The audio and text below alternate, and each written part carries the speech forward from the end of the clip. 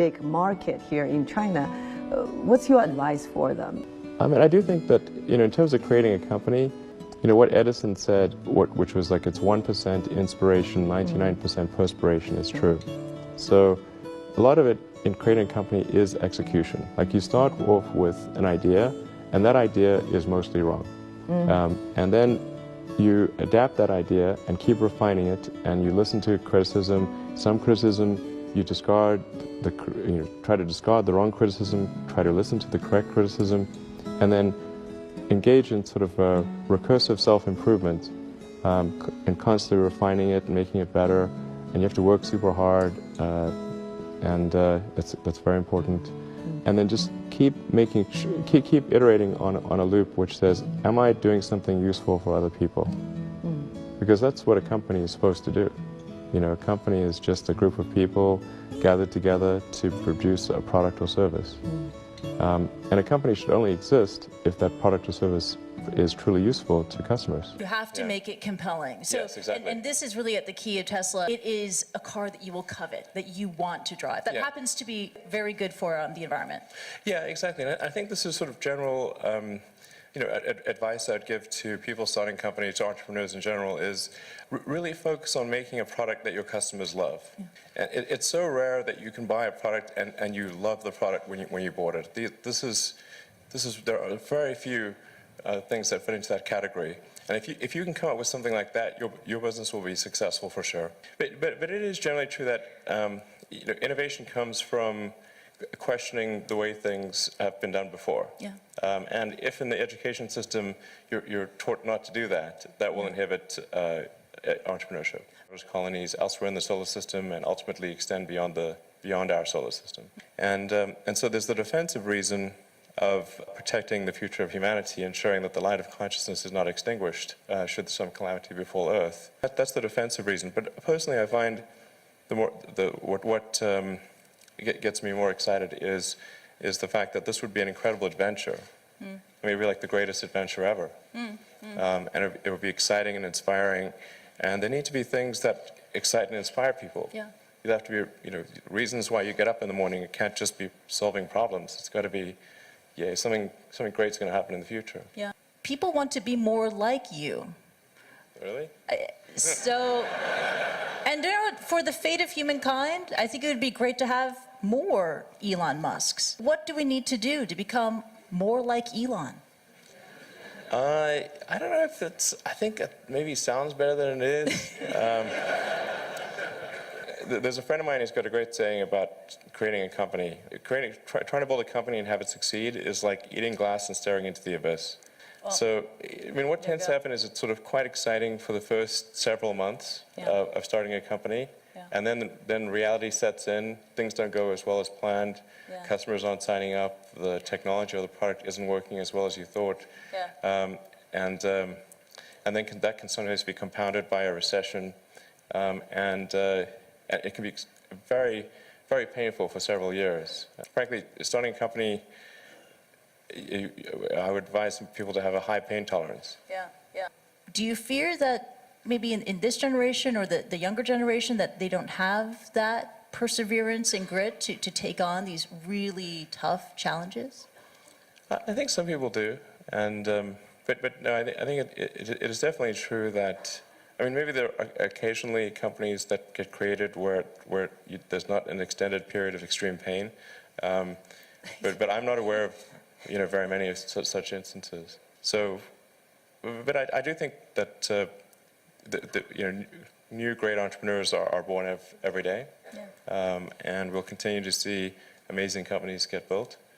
But I would definitely advise people who are starting a company to expect a long period of quite high difficulty. But as long as people stay super focused on creating the absolute best product or service that really delights their end customer, if they stay focused on that, then if you get it such that your customers want you to succead, then you probably will. All right, you have to focus on the customer and delivering for them. Make sure if your customers love you, your odds of success are dramatically higher. Yeah. Yeah, so I noticed I picked up two kind of themes from what you were discussing. One was somewhat audacious goals, and the other was I don't think I heard you use the word profit in anything that you spoke about. You seem to be, each thing is pointed at like reinvigorating an industry or bringing back space missions. How much of your success do you attribute to having really audacious goals or versus just not being focused on the short term, money coming in or investors? Unfortunately, one does have to be focused on the short term and money coming in when creating a company, because otherwise the company will die. So I think that a lot of times people think like creating a company is going to be fun. I would say it's not. It's really not that fun. I mean, there are periods of fun, and there are periods of where it's just awful. And particularly if you're the CEO of the company, you actually have a distillation of all the worst problems in the company. There's no point in spending your time on things that are going right. So you only spend your time on things that are going wrong.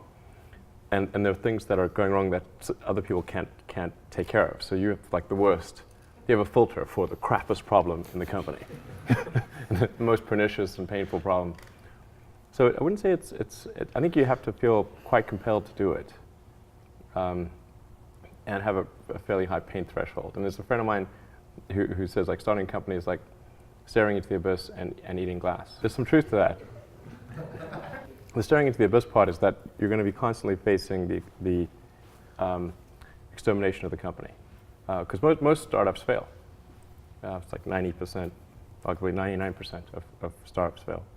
So that's the staring into the abyss part. You're constantly saying, okay, if I don't get this right, the company will die. And then the eating glass part is you've got to do the problems. You've got to work on the problems that the company needs you to work on, not the problems you want to work on. And so that's you end up working on problems that you'd really wish you weren't working on. And so that's the eating glass part. And that goes on for a long time. So how do you keep your focus on the big picture when you're constantly faced with, we could be out of business in a month? Well, it's just a very small percentage of mental energy is on the big picture. Like you know where you're generally heading for, and the actual path is going to be some sort of zigzaggy thing in that direction. You try not to deviate too far from the path that you want to be on, but you're going to have to do that to some degree. But I don't want to diminish the. I mean, I think the profit motive is a good one if the rules of an industry are properly set up. So there's nothing fundamentally wrong with profit. In fact, profit just means that people are paying you more for whatever you're doing than you're spending to create it. That's a good thing. and if that's not the case, then you'll be out of business, and rightfully so. Because you're not adding enough value. Now, there are cases, of course, where people will do bad things in order to achieve profit, but that's actually quite unusual. I mean, because usually the rules are set up mostly correctly, like not completely, but mostly correctly. How do you spend your days now? Like, what do you allocate most of your time to? My time is mostly split between SpaceX and Tesla, and of course I try to spend a part of every week at OpenAI. Basically half a day at OpenAI most weeks. But other than that, it's really SpaceX and Tesla. And what do you do when you're at SpaceX or Tesla? Like, what does your time look like there? Yeah, so that's a good question. I think a lot of people think I must spend a lot of time with media or on businessy things, but actually almost all my time, like 80% of it is spent on engineering and design. Engineering and design, so it's developing next generation product. That's 80% of it. You probably don't remember this. A very long time ago, many, many years, you took me on a tour of SpaceX. And the most impressive thing was that you knew every detail of the rocket and every piece of engineering that went into it. And I don't think many people get that about you. Yeah, I think a lot of people think I'm kind of a business person or something, which is fine. Like, business is fine, but but really, it's like at SpaceX. Gwynne Shotwell is Chief Operating Officer. She kind of manages legal, finance, sales, and kind of general business activity. And then my time is almost entirely with the engineering team, working on improving the Falcon 9 and the Dragon spacecraft and developing the Mars colonial architecture. And then at Tesla, it's working on the Model 3 and some in the design studio, typically half a day a week, dealing with aesthetics and look and feel things. And then most of the rest of the week is just going through engineering of the car itself, as well as engineering of the factory. How should someone figure out how they can be most useful? Whatever this thing is that you're trying to create, what would be the utility delta compared to the current state of the art times how many people it would affect? So that's why I think having something that makes a big difference but affects a sort of small to moderate number of people is great, as is something that makes even a small difference but affects a vast number of people. Like the area under the curve. Yeah, exactly. The area under the curve would actually be roughly similar for those two things. I mean, there's a lot of things. I mean, it's sort of, I mean, certainly, listen more to critical feedback. I mean, like a lot of things I learned in college actually were pretty helpful. I mean, I think the physics approach to thinking is very good, like the first principles approach. And you applied that broadly? Yeah, applying the first principles approach to thinking is, I think, a good way to figure out counterintuitive situations. So I thought that was really a helpful thing to learn. Whereas there's many things that need fixing in the world, and students here probably could think of a long list, many of which you could probably imagine solutions to using the physics first principle approach. But has there been any framework or idea you've used to filter out what you don't do, what you don't pursue? Yeah, I mean, well, if sort of follow what I did initially was, well, you go back to like college times, I was working on energy storage technologies for electric vehicles. And that's what I was going to pursue at Stanford, actually, was work on like advanced capacitors and batteries to improve the energy density for electric vehicles. And then the internet was kind of happening. It was clear like the internet was happening like back in like 94, 95. And I wasn't sure if what I worked on in the PhD would actually be useful. So I was really concerned that if I... Why? Timing, or what was your intuition? Meaning, I think it could be academically useful, but not practically useful. I think it could result in a PhD and adding some leaf to the tree of knowledge, but then discovering that, well, it's not really gonna matter. Like that's, is it going to be a good enough thing to actually be used in an electric vehicle? I wasn't sure. I mean, so it was like, I was uncertain as to whether success was one of the possible outcomes. Right. Like I thought maybe it was, but I wasn't sure. And then I thought, well, if I watch the internet get built while I'm doing this, that would be really frustrating.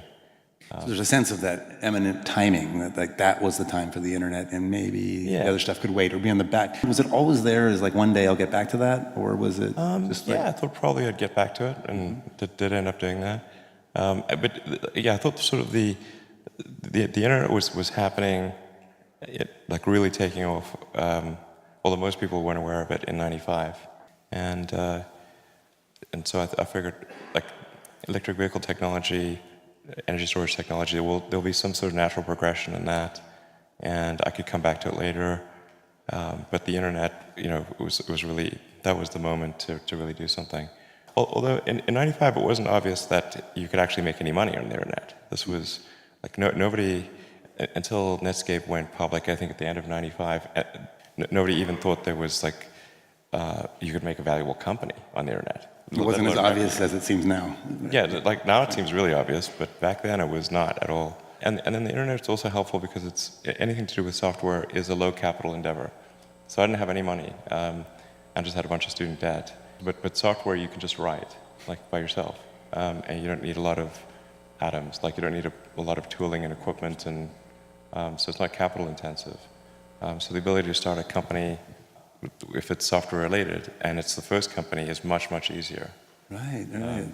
And yeah. It seems obvious now, but of course, the easier place to start, and then as you gain more of a personal reputation and have more personal capital, as some may or may not know, SpaceX was entirely funded by Elon for its first period, partially from and in an era when others probably wouldn't have funded it, right, in those earliest days. Well, and actually, I mean, the precursor to SpaceX was not, the idea wasn't really to create a company. It was to try to figure out why we hadn't sent people to Mars.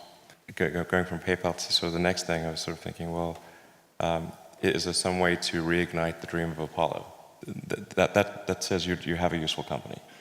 But no, in a high growth scenario, you have a lot more inputs for future outputs, so that you have negative cash flow and lack of profitability, and which we currently have at Tesla. But in the long term, of course, that has to be fixed. There can't be negative cash flow in the long term, and that there needs to be a net positive output, which is sort of profits in the long term. But in the short term, when there's high growth, it isn't the most sensible thing. When you have this thing that every employee and customer knows is the purpose of the company, how do you see that flowing through to benefits for the company? I think having a purpose certainly is going to attract the very best talent in the world, because if there's something that's intrinsically enjoyable and the financial rewards are good, but then also it's something that's going to genuinely change the world, then I think that's a pretty powerful motivator. But I don't think like everything needs to change the world, I mean, honestly, like there's lots of like useful things that people do, and I mean, I think really it should be like a usefulness optimization. Like just say like, is what I'm doing as useful as it could be? You're talking about the goal of an organization or a goal in career? general, yeah. And just even if something isn't changing the world, if it's making people's lives better, I think that's great. And even if something's like making only people's lives only slightly better, but it's a large number of people, then kind of like the area under the curve is quite good. So is that mathematical first principles of point utility and numbers? Exactly. The integral? Yeah. Okay. Like, I mean, sort of like one could say like is like some app really making people's lives better? But if it's affecting a lot of people, even in a small way, then yeah, the sort of area is good. It's always really tricky to predict the future. I mean, some of it's pretty obvious. Like computing power is going to be just crazy. And the big change is the cost of computing power.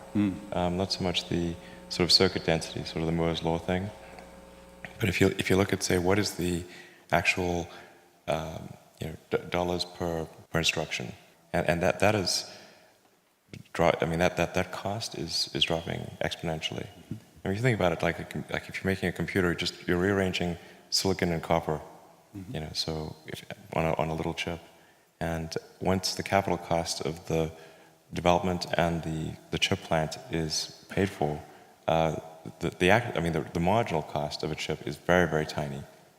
So I think we'll see massively parallel computers and computing power and storage being, as much as you want. And it's interesting. I too start with that. Like if I don't know what else to predict, but as a foundational thing, this seems like the safest starting, premise. But then, what does that ripple through to in fields like genetics and AI, which you mentioned, autonomous driving, space-related topics? I mean, just ubiquitous computing everywhere. I think AI is going to be incredibly sophisticated in 20 years. When does it first wake up? It seems to be accelerating, and the tricky thing about predicting things when there's an exponential is that an exponential looks linear close up, but it's not linear. So, and AI appears to be accelerating, from what I can see. And do you look at autonomous driving and point AIs like the Siri-like functionality as your guidepost? Well, I had sort of a debate about something like, is AI accelerating or not? And like he was saying, well, what's the y-axis? If it's accelerating, you got t on the x-axis, but what's the y-axis? And I said, well, I thought about that, and I think you could have a recursive y-axis, so that if at any point in time your predictions for AI are coming sooner or later, that actually would help define whether it's accelerating or not. Whatever that axis was. So you might just look at the net change. It's sort of a recursive axis. Like, so if in any given year if you find your predictions are going further out or coming closer in, that actually, is one way to think of acceleration. Because otherwise, what's the qualitative or quantitative measure of AI? And I can certainly see that with autonomous driving. 3 years ago, I thought it was 10 years away. And then 2 years ago, I thought it was 5 years away. Now I think it's 3 years away or less than 3 years away. Wow. So, and when you say away, like released to market, available for consumer adoption, as opposed to prototyping? No, I mean like the technology works. There's a sort of second question as to when regulators would approve it. Yeah. But like Good luck with that. the technology works as a general solution. So like autonomous driving, like basically works anywhere. So it could be sooner for point things, like highway only, or. I mean, highway only. We're already in public beta with this at Tesla, so we'll be hopefully in the next several weeks releasing to all of the cars that have the autopilot hardware, which is all cars built in like roughly the last 12 months. So for sure, ubiquitous computing, AI that's beyond anything like the public appreciates today. I think we'll have most of the new vehicles being produced being electric, and we'll probably have a supermajority of energy being produced being sustainable. So I think we're headed Solar towards a good primarily track. in your mind? Primarily solar, yeah. I think that those are sort of some good things. Like I think we'll be hopefully on a good path for sustainable energy. Sooner is always better, but I think by 2035, I think we'll be substantially, like most of transport, most of new energy being produced will be sustainable. Broadband everywhere? Broadband everywhere, yeah. And hopefully a small base on Mars, or a small city on Mars in 20 years, yeah. I think, City, did I hear? Well, okay, fine, town, village. Hamlet. I mean, that's exciting. I mean, that could get people fired up about the future. Yeah, I do. I agree, exactly. I mean, so for sure, Mars and sustainable transport and like those items, I think are really, and sustainable energy, those are, I think, really cool things. I mean, in terms of getting excited about it, I mean, it's like, I think we'll probably start seeing like more like truly cyborg activity, like human brain like brain-computer interfaces. Okay. Like there's alongside the AIs that are purely synthetic? Yeah, I think so. It's the only way we can relate, I think, and have a conversation. Yeah. I mean, there are amazing things happening these days. Like they've been able to figure out how to do an artificial hippocampus in rats and monkeys, and now they're looking at doing that to solve severe epilepsy. About half of severe epilepsy cases originate in the hippocampus, and by having sort of an artificially augmented hippocampus, they can actually solve, I believe, the severe epilepsy cases. Other board members asked, and maybe in a cheering up kind of method, with some quoting Bill Gates or somebody that said, if you haven't failed, then you're not learning, or that's a paraphrase of the quote. And I remember your reply, and I have it written as a quote because I want to put it on a placard. Given the options, I prefer to learn from success, which I think is a great comeback. And so I guess I was curious in general, what do you think of the Silicon Valley mantra, fail fast, fail often, or as Esther Dyson says, always make new mistakes, as if failure is the crucible of learning? I'm curious if you had any further thoughts on that, and that maybe off-the-cuff comment you made out there. Well, I mean, there are many that sort of, I mean, I think there's like some entropic basis for this. Like there are many more ways to fail than to succeed. So you have to explore, I mean, particularly like for a rocket, there's like 1,000 ways to think and fail, and like one way it can work. So you could have a lot of rocket failures to explore all the ways in which it could fail. But I do think that one great thing about Silicon Valley is failure is not a big stigma. So it's like if you try hard and it doesn't work out, that's okay. Like you can learn from that and do another company, and it's not a big deal. And I think that's really one of the great things about Silicon Valley. Interesting.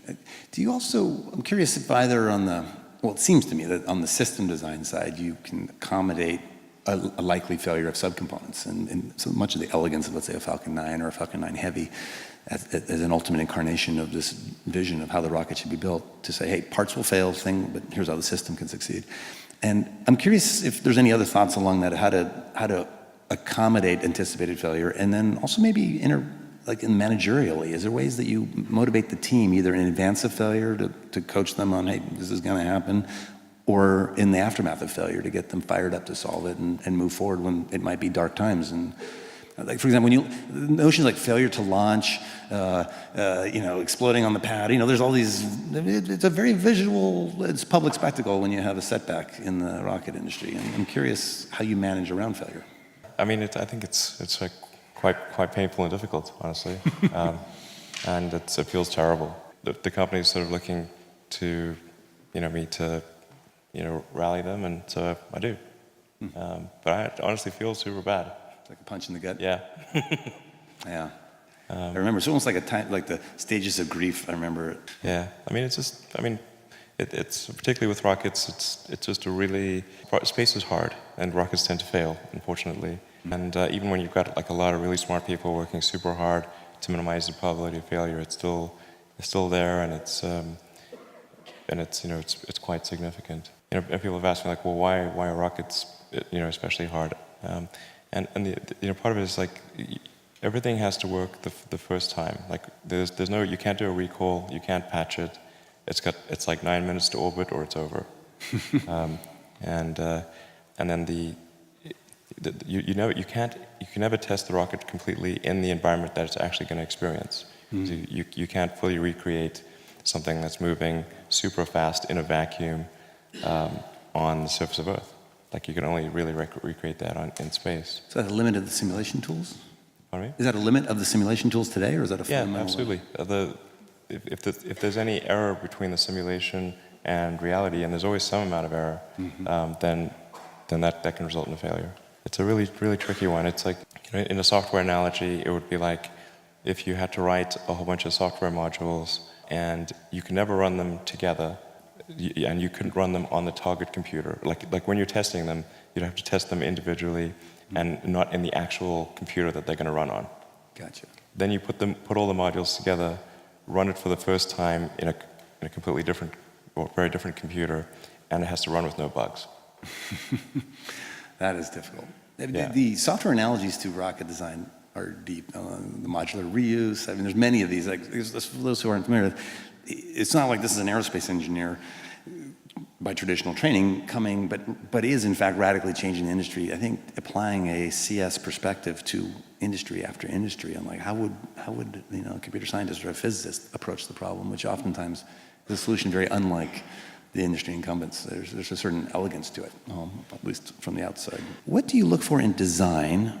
And related, if you'd like, what do you look for in art? Design might be more immediately relevant, but...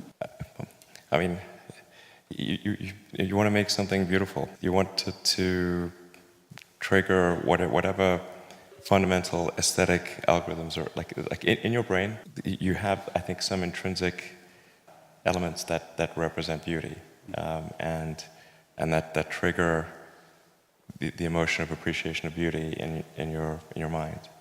And I think that these are actually relatively consistent among people. I mean, not completely. Some people not everyone likes the same thing, but there's a lot of commonality. But I think it is important to combine aesthetic design with functionality.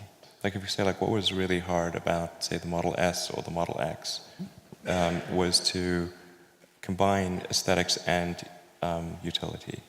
So to balance the two. You can make a car look very good by giving it sort of certain proportions, like making it sort of low and slim, and if you do that, the utility is significantly affected. So the big challenge with the Model S was trying to figure out how do we get 5 adults plus 2 kids, because we want to have sort of a 7-seater. The big challenge with the S was having a car that had a high utility and looked good, and the same with the X. So to make a sports car look good is relatively easy, but to make a sedan look good or an SUV look good is quite difficult. And I think another principle is you want to have it feel bigger on the inside than it looks on the outside. And that's also a really hard thing to do. And then really pay attention to the little details. the nuances of design and shape and form and function and the way it looks in different lights. And When something's off, the little thing, how do you experience that? it drives me bananas. Yeah. I mean, the problem is like if you can train yourself to pay attention to the tiny details. I think almost anyone can.